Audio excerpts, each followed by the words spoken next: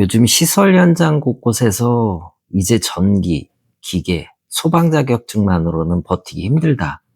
이런 말 들어보셨나요? 나중에 천천히 준비해도 되겠지라고 막연하게 생각만 하셨다면 오늘 이 이야기 꼭 집중해서 끝까지 들어주셔야 합니다. 이건 단순하게 지나가는 유행이 아니라 법이 강제하는 의무의 시대가 본격적으로 막을 올렸기 때문입니다. 오늘 영상에서는 2023년 개정된 정보통신공사업법이 우리 중년 시설인들의 고용 환경을 어떻게 뒤흔들고 있는지 그 적나라한 실상을 낱낱이 파헤쳐 보겠습니다. 당장 눈앞에 닥친 과태료 폭탄을 피하기 위해서 우리 건물이 언제까지 무엇을 준비해야 하는지 아주 명확한 로드맵을 그려드리고자 합니다. 특히 어려운 시험 공부에 매달려서 기운 빼지 않도록 훨씬 영리하고 효율적으로 자격 점수를 채울 수 있는 현실적인 꿀팁까지 아낌없이 담았습니다. 여러분의 소중한 일터와 은퇴 설계를 든든하게 지켜드릴 이 정보가 도움이 되신다면 구독과 좋아요로 따뜻한 응원 한번 부탁드리겠습니다. 자, 그럼 바뀐 법안 내용부터 현장 사례를 중심으로 하나하나 알기 쉽게 풀어볼까요? 여러분 요즘 시설 현장에 나가면 어떤가요? 한창 뜨거웠던 기계설비 유지관리자 이야기에 더해서 이제는 정보통신 이야기까지 정말 끊이지 않고 들려오죠. 앞으로는 통신 모르면 명함도 못 내민다더라. 이제 자격증 하나는 무조건 들고 있어야 한다더라. 뭐 이런 말들. 아마 동료 여러분들과 커피 한잔 하면서 한두 번씩은 꼭 나눠보셨을 겁니다. 그런데 말이죠. 이제는 이런 이야기들을 단순하게 알아두면 좋은 정보나 지나가는 유행 정도로 가볍게 넘겨버릴 수 있는 시기가 이미 지났습니다. 좋든 싫든 이제는 법이 강력하게 강제하는 필수 의무의 시대가 본격적으로 막을 올렸기 때문입니다. 지난 2023년 7월 정보통신공사업법이 전격 개정되었습니다. 이 변화가 우리에게 던지는 메시지는 아주 명확하고 묵직합니다. 이제 정보통신 설비도 전기나 기계, 소방처럼 반드시 전문적인 유지보수와 성능 점검을 수행해야 하는 필수 관리 대상이 되었다는 뜻입니다. 사실 예전에는 다들 비슷했잖아요. 전기 안전하고 기계 돌아가고 소방 점검만 무사하게 통과하면 문제없지. 뭐 이렇게 했지만 이제 그런 안일한 생각은 현장에서 더 이상 통하지 않습니다. 초고속 정보통신망부터 지능형 홈네트워크, 보안의 핵심인 CCTV와 출입 통제, 그리고 비상방송 설비까지 우리 건물을 이루는 이 모든 핵심 설비들을 정기적으로 점검하고 그 결과를 한치의 오차 없이 기록해서 보고해야만 합니다. 이건 해도 되고 안 해도 되는 선택사항이 아닙니다. 어길 시에 엄중한 책임이 따르는 걸을 수 없는 엄격한 법적 의무입니다. 현장에서 제가 가장 많이 듣는 질문이 하나 있습니다. 바로 그래서 우리 건물은 언제부터 시작해야 합니까? 이런 물음이죠.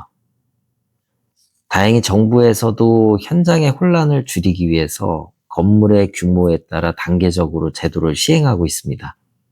먼저 연면적 3만 스퀘어미터 이상인 대형 건물은 발등에 불이 떨어진 상황입니다. 2025년 7월 19일까지는 반드시 유지관리자 선임을 마쳐야 하고 2026년 1월 18일까지는 첫 번째 성능 점검을 완료해야 합니다. 그 뒤를 이어서 1만 제곱미터에서 3만 제곱미터 사이 건물 2026년 7월 19일부터 조금 더 작은 5천 제곱미터에서 1만 제곱미터 미만 건물은 2027년 7월 19일부터 순차적으로 적용됩니다. 특히 신축 건물은 기준이 훨씬 엄격한데 완공 후 30일 이내에 무조건 선임 신고를 마쳐야 하고 이를 어길 때 최대 300만 원이라는 과태료 폭탄을 맞게 됩니다. 이제는 우리 건물은 상관없겠지라고 회피할 수 있는 단계가 아닙니다. 내 사업장이 언제부터 적용되느냐를 파악하고 그에 맞춰서 발빠르게 움직여야 할 때입니다. 여기서 꼭 짚고 넘어가야 할 중요한 사실이 하나 더 있습니다. 모든 건물이 똑같은 수준의 자격자를 원하는 건 아니라는 점인데, 당연하게도 건물의 규모가 커질수록 더 높은 기술자 등급을 배치하도록 법이 정해두었습니다. 구체적인 기준을 살펴보면 이렇습니다. 연면적 6만 제곱미터 이상 초대형 건물은 특급 기술자가 필요하고 3만에서 6만 제곱미터 사이는 고급, 1만 5천에서 3만 제곱미터 사이에는 중급 이상의 유지관리자가 자리를 지켜야 합니다. 그리고 가장 비중이 높은 5천에서 1만 5천 제곱미터 사이의 건물은 초급 이상의 자격만 갖춰도 충분합니다. 여기서 주목해야 할 대목이 있습니다. 특히 1만 제곱미터 미만 소규모 빌딩은 같은 시군구 내에 있다면 최대 5곳까지 중복 선임이 허용된다는 사실입니다. 여러분, 이 말이 무엇을 의미할까요? 준비된 정보통신 자격자 한 명이 여러 건물을 관리하면서 몸값을 높일 수 있다는 뜻입니다. 즉, 이 변화가 누구에게는 피하고 싶은 숙제겠지만 자격을 갖춘 여러분에게는 새로운 수익과 일자리를 창출할 절호의 기회가 열렸다는 뜻이기도 합니다. 그럼 자격증 하나만 따면 끝이 아니야? 이렇게 생각할 수도 있겠지만 아쉽지만 그렇지는 않습니다. 정보통신 유지관리자는 역량지수라는 점수표로 평가를 받거든요. 자격증, 학력, 경력, 교육 점수를 모두 합쳐서 등급을 정합니다. 예를 들어 특급이 되려면 75점 이상이 필요한데 문제는 경력 점수가 단순하게 쌓이는 게 아니라는 겁니다. 로그 함수 방식이라서 시간만 보낸다고 점수가 쭉쭉 오르지가 않아요. 게다가 최근 정보통신기사 실기시험이 100% 필답형으로 바뀌면서 합격률이 20에서 30%대까지 떨어졌습니다.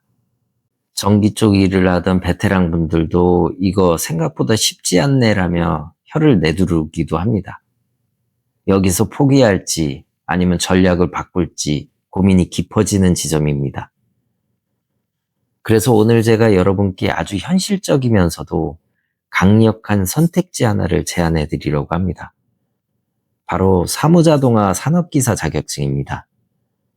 솔직히 말씀드리면 이 자격증은 다른 통신 관련 기사 시험에 비해서 진입장벽이 훨씬 낮습니다. 비전공자분들도 짧고 굵게 집중한다면 충분히 손해질 수 있는 수준이죠.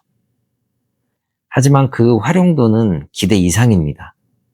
유지관리 보고서나 점검 결과 정리 같은 행정 업무 능력까지 덤으로 증명할 수가 있어서 현장에서 즉각적인 환영을 받습니다.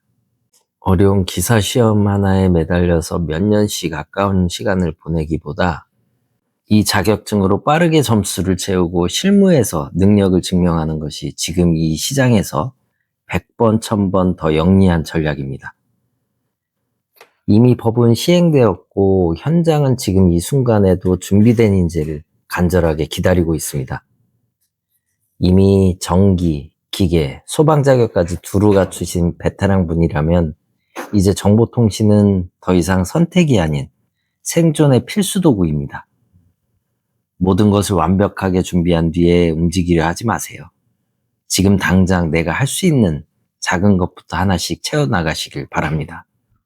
그것이야말로 변화무쌍한 시설관리 업계에서 가장 오래 그리고 가장 단단하게 여러분의 자리를 지키는 유일한 방법일 테니까요.